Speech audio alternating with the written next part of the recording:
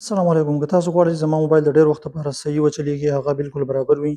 او هغه 15 شپږ کاله تاسو له غواړئ بالکل صحیح چلېږي د هغې دپاره د اټو اپټیمایزیشن ضرور بې ضرور تاسو آن کوئ. دې ته چې کله تاسو ورشئ دننه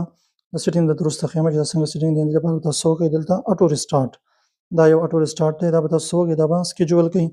چې دا ما کړی دی دلته وګورئ د اتوار په 3 بجې د سهاري یعنې هر اتوار د 3 بجې په سهاري چې دی دا زموږ د موبایل به په خپله ریسټارټ کېږي هر اتوار ځکه چې کله تاسو خپل موبایل استعمالوئ د هغې دپاره ریسټارټ کېده یا بندېده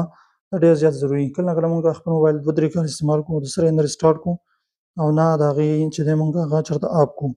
دا سیټینګ ډېر ضروري دی دا به اټو ریسټارټ به ووهئ دلته او په دې ځای کې به تاسو څه ورکوئ خپل ټایم به ورکوئ د دې ځای نه دې ځای کې او دلته ورځې منتخب کولی شئ چې کومه ورځ باندې تاسو هغه کوئ که ټولې ورځې غواړئ چې روزانه ریسټارټ کېږي نو دا ټولې پسې دلته ووهئ او دې ځای کې تاسو ټایم ورکولی شئ